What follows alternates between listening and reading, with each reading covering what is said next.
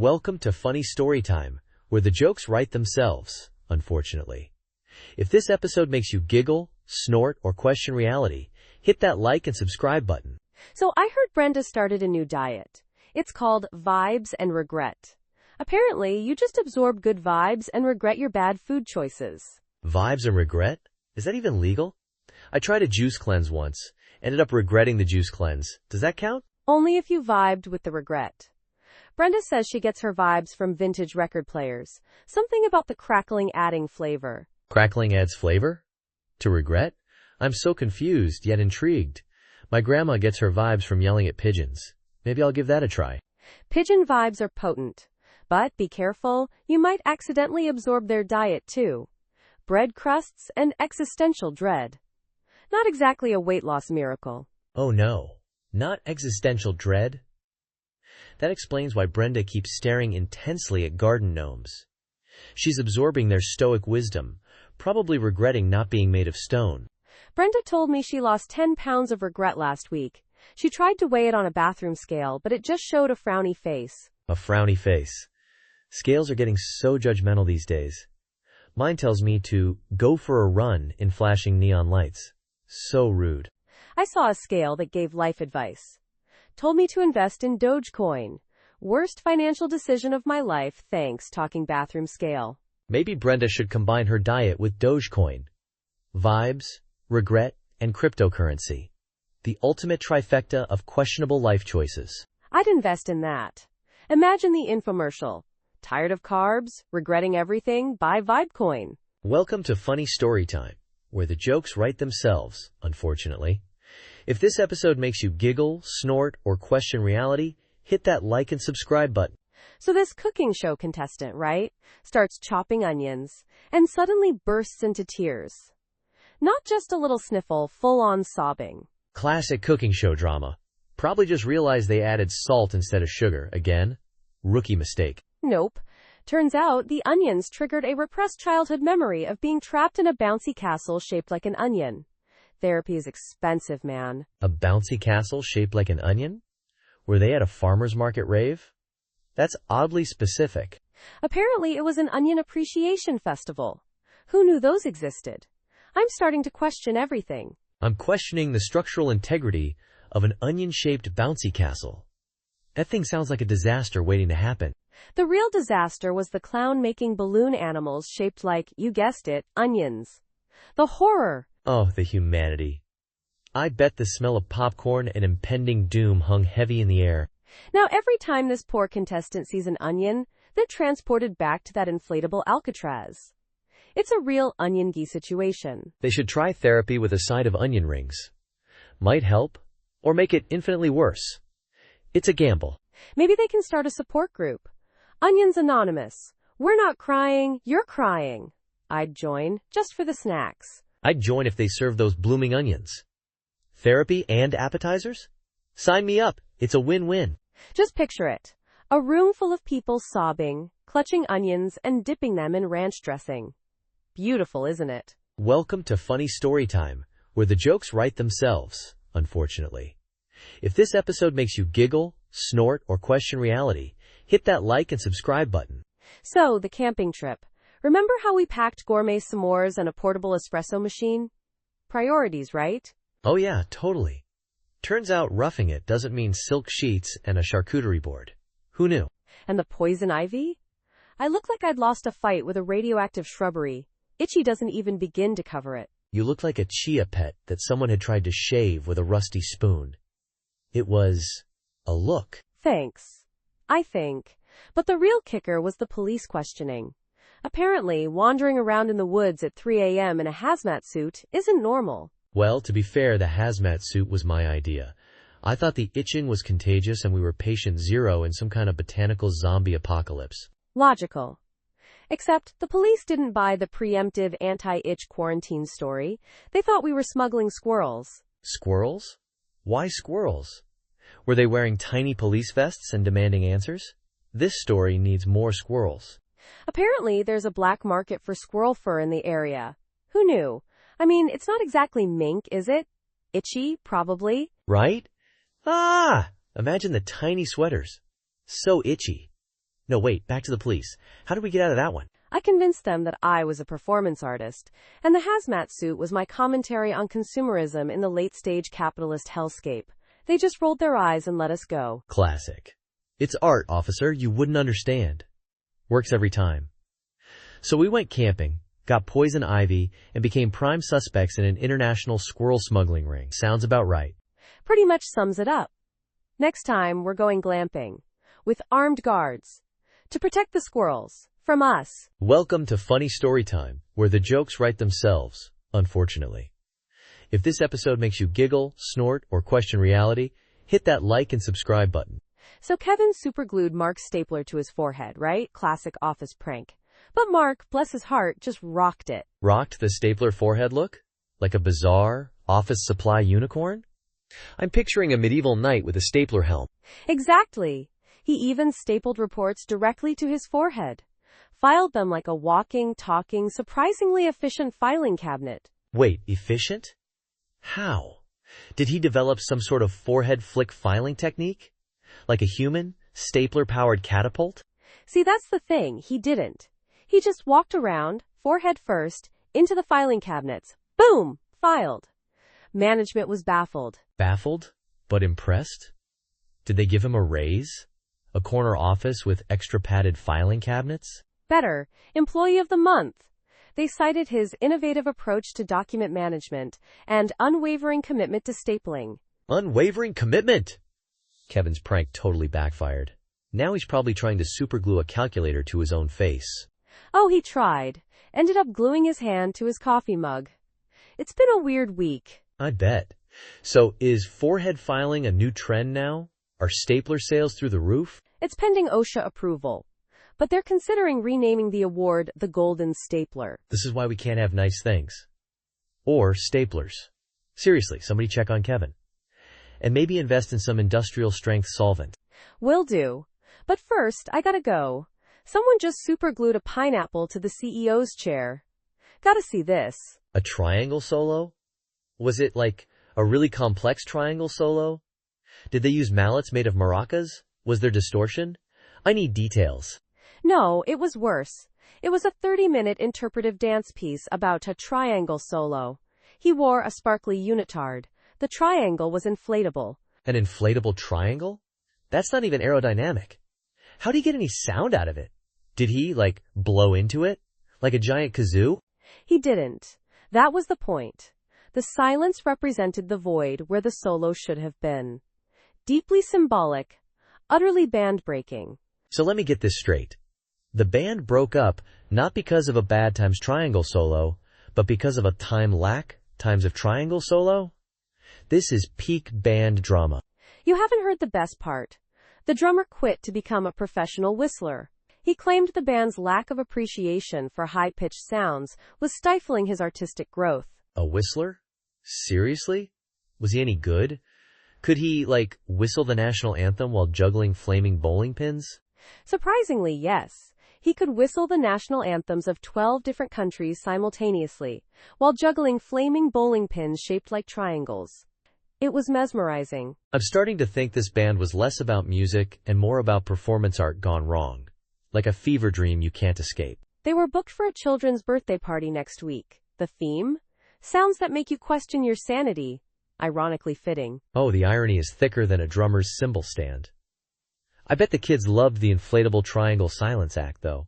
Prime naptime material. The kids were terrified. Several claimed the inflatable triangle was haunted. It now resides in the lost and found at Chuck E. Cheese, whispering secrets to the discarded ski balls. This story is a roller coaster of absurdity. I need a support group. And maybe a therapist specializing in traumatic triangle incidents. Tell me about it. I'm starting a GoFundMe to buy the drummer some noise-canceling headphones. The whistling is getting out of control. Okay, so the group chat.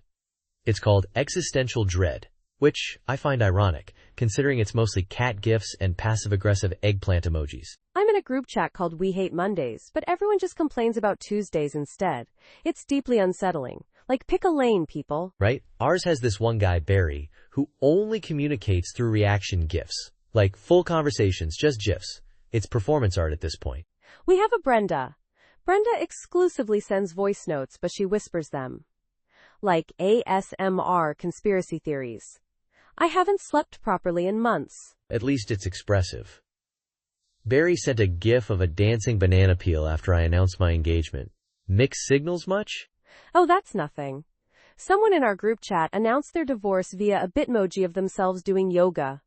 Downward dog into single life, I guess. The emotional damage is real.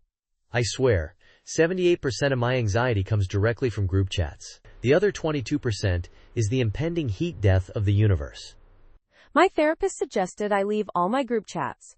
Now I just have crippling FOMO and a therapist bill the size of a small car. So, swings and roundabouts. I tried muting ours, but the sheer volume of notifications still somehow stresses me out.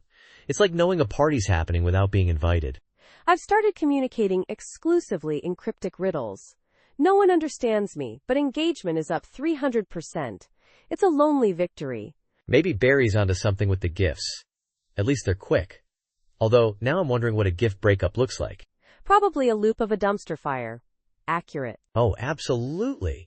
With a tiny dancing banana peel in the corner. Just for Barry. Okay, a possum and times 2 lawsuits? This Christmas photo is shaping up to be a legal thriller.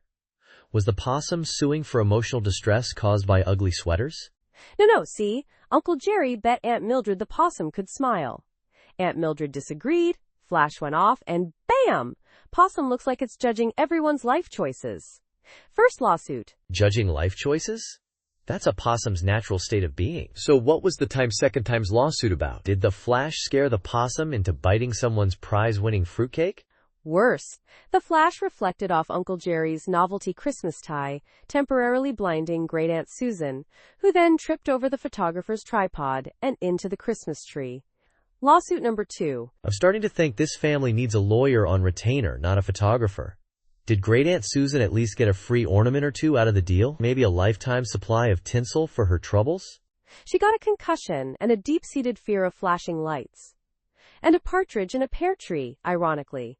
The tree fell on her, you see. A whole pear tree. Why don't talk about it? A pear tree? This Christmas photo is like the final boss battle of holiday gatherings.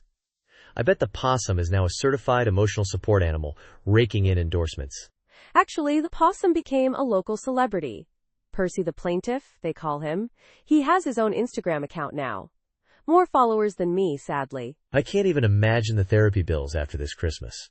They'll need to rename the holiday Post-Traumatic Stressmas. This family makes the Griswolds look like amateurs. We've already started planning for next year. We're thinking of hiring a zookeeper and a legal team to be on standby. Just in case. You know, standard Christmas procedure. Honestly, that sounds like a perfectly reasonable precaution. Maybe get a trauma therapist too, while you're at it. This is going to be an annual event, isn't it? Oh, absolutely. It wouldn't be Christmas without a healthy dose of chaos, legal battles, and a marsupial or two. It's tradition. Welcome to Funny Story Time, where the jokes write themselves, unfortunately. If this episode makes you giggle, snort, or question reality, hit that like and subscribe button. So, a bachelor party at IKEA. That's different. I pictured more strippers and less Allen wrenches. Not judging, just observing. Oh, there were Allen wrenches involved, alright. Let's just say building a male dresser under the influence of questionable tequila is an experience. A bonding experience. Bonding with the particle board, you mean? I bet they named the dresser May LM because that's the sound you make when it falls on you. Am I right? Actually, they tried to assemble a FJELLSE bed frame on top of the display kitchen cabinets. Let's just say the structural integrity wasn't exactly up to code. Wait, they climbed the kitchen cabinets? Were they trying to recreate a Swedish version of Donkey Kong? Did someone throw barrels? No barrels. But there was a meatball-related incident. Let's leave it at that. Swedish meatballs are surprisingly aerodynamic, by the way. Aerodynamic meatballs? Okay, you've officially lost me. I'm picturing a food fight in zero gravity, with meatballs orbiting a disassembled BILE bookcase. Close. They were trying to catapult the meatballs into a shopping cart from the top of the Smastad loft bed. They called it Swedish artillery. Surprisingly accurate. Swedish artillery? I can't even. Did they at least get a discount for the inevitable property damage? Or a lifetime ban? They got a stern talking to from a very confused employee named Bjorn. And a free ice cream cone. Apparently, it was Customer Appreciation Day. A free ice cream cone? After all that chaos, IKEA's customer service is truly unparalleled. I'm switching all my furniture shopping to them. Chaos and ice cream, sign me up. Just don't try the Swedish artillery. Trust me on this one. Oh, I'm definitely trying the Swedish artillery. But I'm bringing my own helmet. And maybe a spatula for defense. Welcome to Funny Story Time, where the jokes write themselves, unfortunately. If this episode makes you giggle, snort, or question reality, hit that like and subscribe button. So this guy, right, builds a drone army.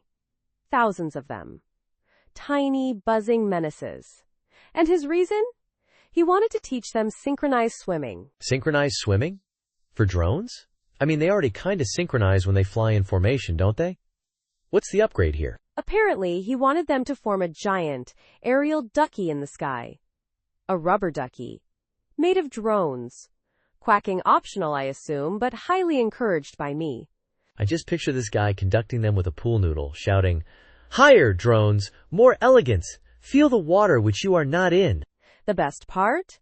He couldn't get the drones waterproofed. So his first performance ended with a spectacular light show as they all short-circuited over the lake. A light show? That's putting a positive spin on mass drone electrocution. I bet the fish were thrilled. Free, crispy snacks raining from the sky. He claimed it was a conceptual art piece about the futility of dreams. Deep, man. Real deep. Deeper than the lake his drones are now residing in. And how much did this artistic endeavor cost him? Like, did he take out a second mortgage on his house? Sell a kidney? Rumor has it he sold his entire Beanie Baby collection. So, yeah, pretty serious investment. Hopefully, Princess Diana Bear was worth it. I heard he's working on his next project. Training squirrels to deliver personalized insults via tiny scrolls tied to their legs. Targeted advertising meets medieval warfare. Oh, I'm signing up for that Kickstarter. Imagine, a tiny, fluffy messenger telling your neighbor their prize-winning roses are subpar. Priceless. Now that's content I'd subscribe to. Maybe he can get those drones to film the squirrel army. It'll be the greatest nature documentary never made. Well, until now, hopefully. Fingers crossed. Until then, folks, don't try this at home. Unless you have a spare Beanie Baby fortune and a pond you're willing to sacrifice to the drone gods. Welcome to Funny Story Time, where the jokes write themselves, unfortunately. If this episode makes you giggle, snort, or question reality, hit that like and subscribe button. So this book club, right? Haven't cracked a spine since 2018. I bet their meetings now consist of competitive thumb twiddling. Oh, it's worse than that. They've developed an elaborate ranking system based on lint collection. The fluffiest belly button lint wins. It's gotten cutthroat. Wait, seriously? I thought you were joking. I pictured them debating the merits of different brands of dust bunnies. Like, is Swiffer superior to Pledge? Nope. Lint. They even have a dedicated lint librarian who meticulously catalogs and archives each sample. It's a highly coveted position, you know. I bet the Dewey Decimal System is in shambles. Imagine trying to categorize lint by color, texture, and origin. It's a librarian's nightmare. They actually use the Ravelry system. You know, the one for knitting patterns? Apparently it works surprisingly well for lint, too. Oh, of course. Makes perfect sense. What's next? A lint-based cryptocurrency? Lintcoin? I'd invest. They're working on it. It's pegged to the price of dryer sheets. Highly volatile, I hear. Naturally. Hey, do you think they'd let me join? My belly button lint game is strong. I've been training for this. You'd have to submit a portfolio. 3 prime specimens, meticulously mounted and presented. Good luck. Challenge accepted. Consider this my application. Times presents majestic lint ball. Impressive. Though I think you might be disqualified for using glitter. It's considered performance enhancing. Darn it. Back to the drawing board. Guess I'll have to stick to competitive thumb twiddling after all. Welcome to Funny Story Time, where the jokes write themselves, unfortunately. If this episode makes you giggle, snort, or question reality, hit that like and subscribe button. Part 11 of 10. That's some advanced math right there. This haunted hotel better have some spectral calculus going on, explaining how Wi-Fi can be that slow. I heard the ghost is a former dial-up user. Just sits there, buffering for eternity, moaning about download speeds. Truly terrifying. Imagine the horror, stuck in a loop, trying to stream spooky, scary skeletons, but it keeps stopping at the bone dance. Bone chilling. They say the router is possessed. Changes the password every hour to something like, the darkness consumes 666. Real user-friendly, you know? And the signal strength? Fluctuates with the phases of the moon. Full moon? You get 1 bar. New moon? You're relying on carrier pigeons. I checked the reviews. One guy said he aged 50 years waiting for a web page to load. Another claimed she saw the spinning wheel of death in her nightmares. Don't forget the TripAdvisor comment. More terrifying than The Shining. Less terrifying than my grandma's cooking. I bet the staff uses smoke and mirrors to distract guests from the Wi-Fi. Ooh, look, a floating orb. While you're looking at that, I'm definitely not resetting the router. Again. They probably offer seances as a distraction. Contact the spirits, because you sure can't contact the internet. This hotel needs an exorcism, a new IT guy, and a fiber optic cable. Not necessarily in that order. Maybe the ghost just wants to play online games. But with that wifey, he's stuck playing solitaire with actual spirits. How sad. Welcome to Funny Story Time, where the jokes write themselves, unfortunately. If this episode makes you giggle, snort, or question reality, hit that like and subscribe button. Episode 6618, part 12 out of 10. That's some advanced math right there. Are we sure we're not accidentally broadcasting from another dimension? Pretty sure. Unless another dimension also has lukewarm decaf and existential dread in the mornings, like our office. Remember Brenda from accounting? She phased through the wall after her 3rd cup. Or lack thereof, I guess. It was like watching a glitchy screensaver. Brenda's always been ahead of the curve, embracing the digital nomad lifestyle literally. Now she's telecommuting from the astral plane. Management called it a productivity experiment. I call it a blatant disregard for human rights, specifically the right to caffeine. They put up motivational posters saying, "Decaf, unlock your inner potential." My inner potential wants a double espresso and a nap. I saw Phil from marketing trying to jumpstart the coffee machine with jumper cables. It did not go well. Lots of sparks, a small fire, the usual. Phil always was a go-getter. He probably thought he could supercharge the decaf into regular coffee. Bless his heart. HR sent out a memo saying that any further attempts to caffeinate the coffee would result in disciplinary action. They didn't specify what caffeinate entails, so I'm considering sneaking in espresso beans disguised as paper clips. Genius. I'm bringing in a coffee IV drip disguised as a stapler. We'll be the most productive zombies in the office. They'll never suspect a thing. Until we start vibrating at the speed of sound and accidentally travel back in time. You know, Tuesday stuff. Casual time travel. It's the new water cooler talk. Hey, did you also go back to the Cretaceous period during your coffee break? Yeah, traffic was terrible. Pterodactyls everywhere. This decaf conspiracy has gone too far. Welcome to Funny Story Time, where the jokes write themselves, unfortunately. If this episode makes you giggle, snort, or question reality, hit that like and subscribe button. So, my mom picked this restaurant. The ultimate date killer, right? Worse than showing up in Crocs. Way worse. Oh, absolutely. It's right up there with revealing you still sleep with a teddy bear named Mr. Snuggles. Instant romance extinguisher. I once knew a guy who blamed his mom for his entire wardrobe. On a first date! Said she bought him everything, including the sparkly unicorn socks. Date number 2 never happened. See, that's the thing. It's not just the restaurant choice. It's the implication that your mommy still dresses you. Are we going to Chuck E. Cheese next? Will she be joining us? Imagine the horror of her actually showing up. Oh, hi Brenda, I'm Gladys, Trevor's mommy. He likes the chicken nuggets, extra dipping sauce. And then she pulls out the baby photos. Look how cute he was in his little cowboy outfit. Game over, man. Game over. Okay, but what if your mom actually has incredible taste in restaurants? Like, she's a Michelin star chef in disguise? Is it still a no-go? Nope. Still weird. You're basically admitting you have zero decision-making skills. Might as well bring your blankie and binky too. Unless your date's mom also picked the same times restaurant.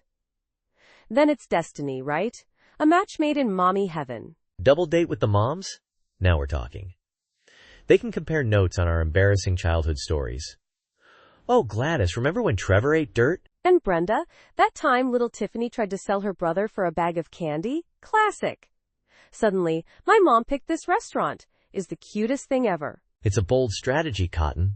Let's see if it pays off for you. Good luck out there, kids.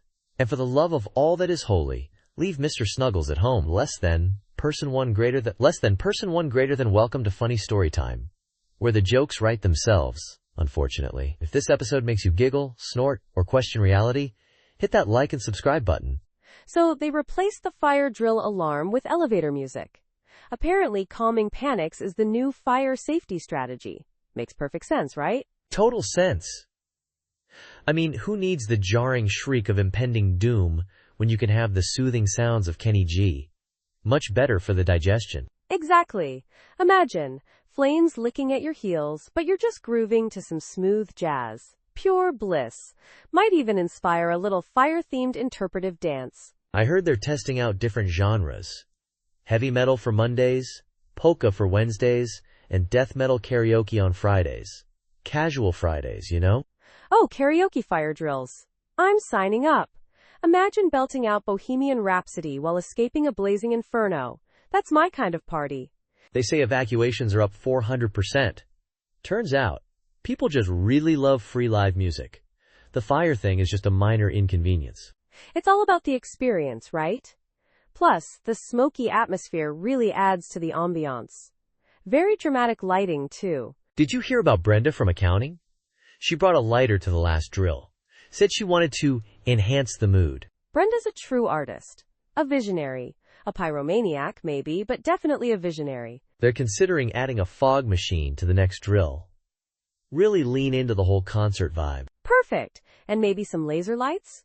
And a bouncy castle for the kids? Make it a real family affair. Just picture it. Smooth jazz, swirling fog, toddlers bouncing gleefully as the building burns down around them. Peak comedy. It's not a fire drill, it's a fire rave. Welcome to Funny Story Time, where the jokes write themselves, unfortunately. If this episode makes you giggle, snort, or question reality, hit that like and subscribe button. So, team building retreat, they said. Free kayaking, trust falls, and unlimited s'mores. Turns out, unlimited doesn't apply to trust, especially when they forget you exist. Wait, they left you in the woods? Like, actually abandoned you? Did they at least leave a trail of breadcrumbs, or was it more of a figure-it-out buttercup situation? Breadcrumbs? Please. They left me with a half-eaten granola bar and a pamphlet on identifying poisonous mushrooms. Classic team building, right? Identifying poisonous mushrooms sounds more like a survivalist challenge. Did you, by any chance, learn how to communicate with squirrels? Because that's the only logical next step. Funny you should mention squirrels.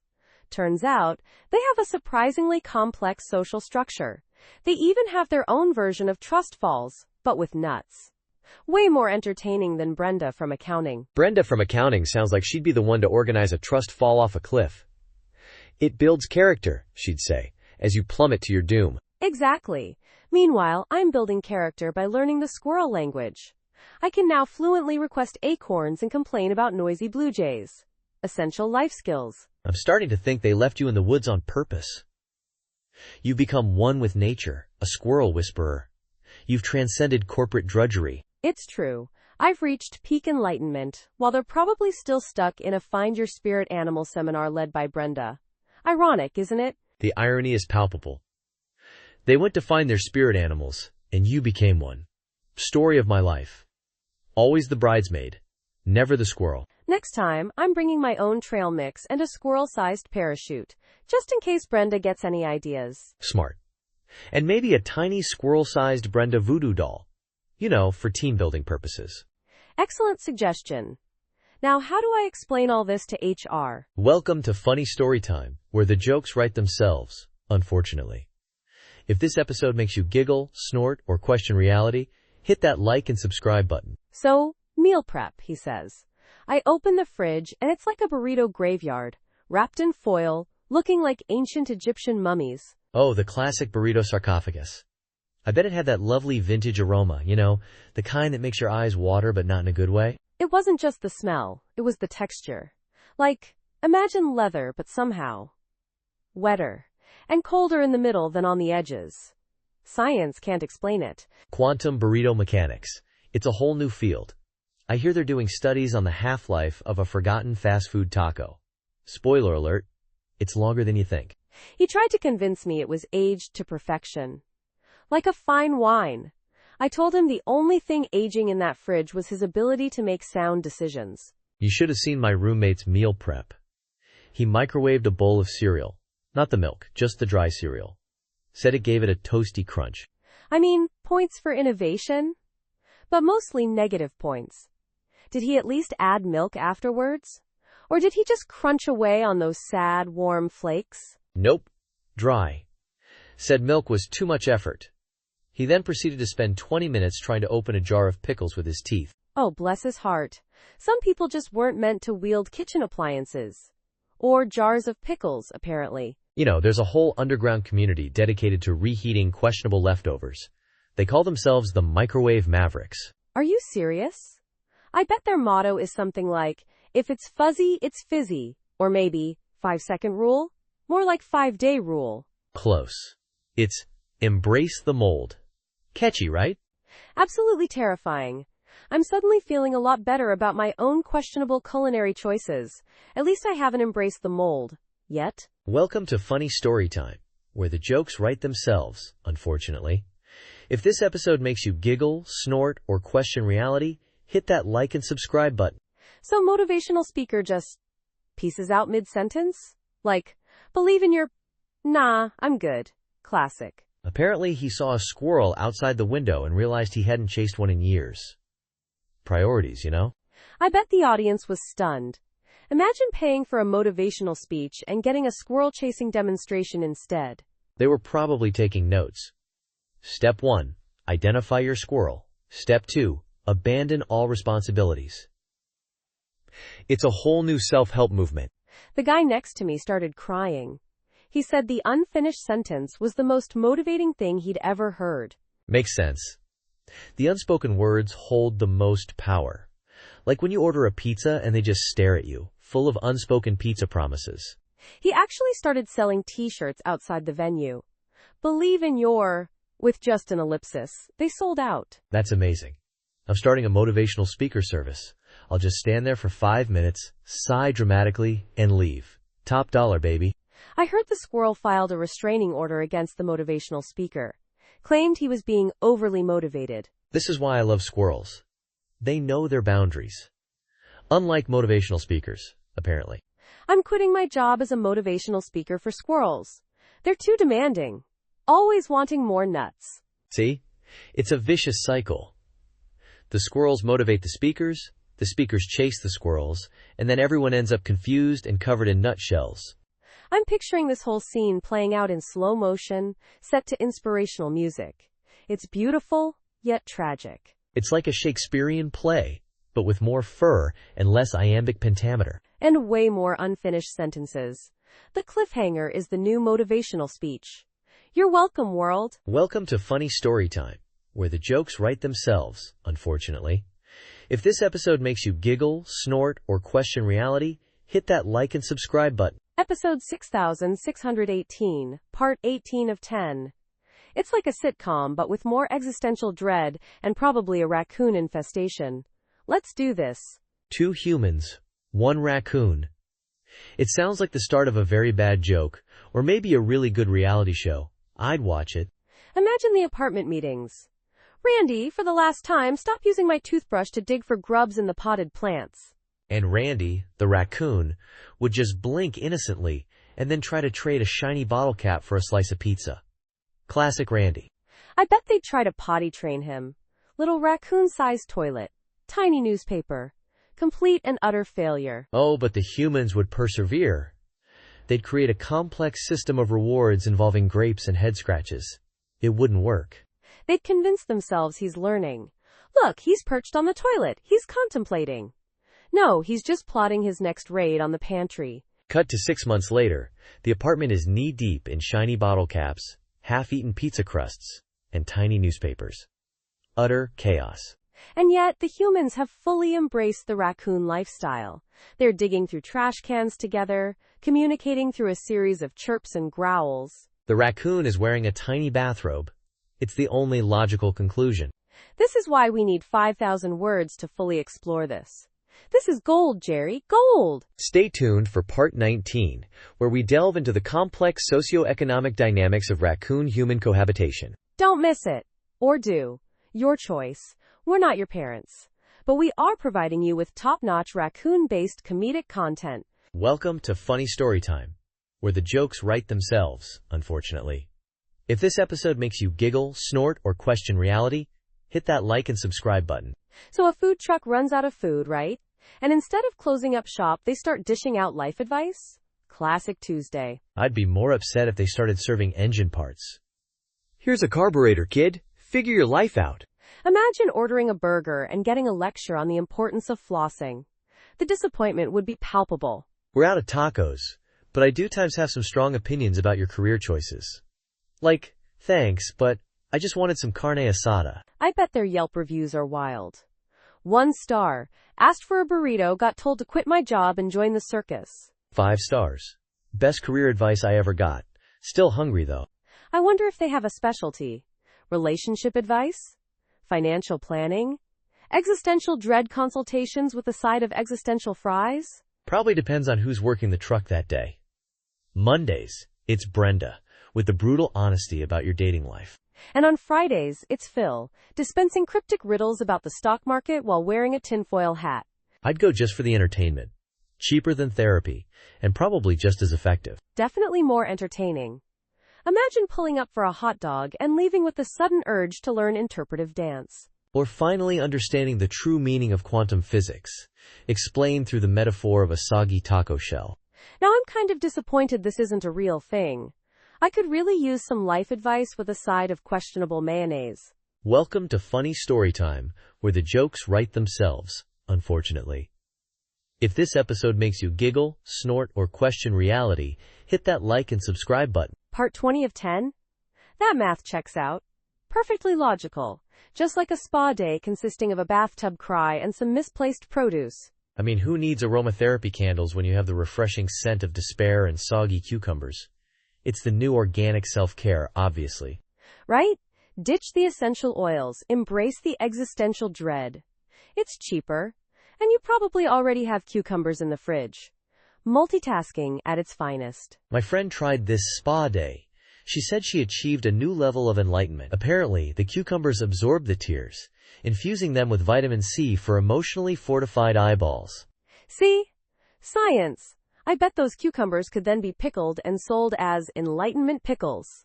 They'd fly off the shelves. Move over, kombucha. There's a new wellness guru in town. I'm picturing an infomercial now. Tired of feeling joy? Try Despair Cucumbers. Cry your way to inner peace, one soggy slice at a time. Guaranteed to leave your eyes puffy and your soul cleansed.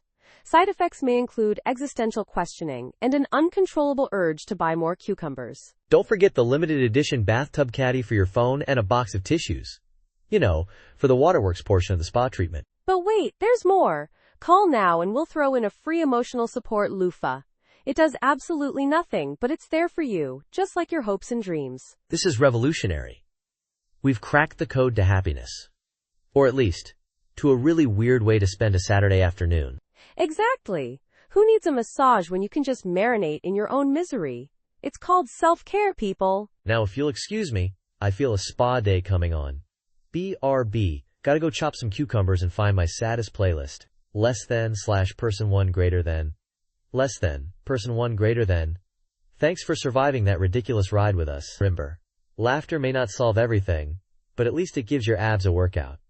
Until next time, keep questioning reality, preferably out loud and in public. Goodbye.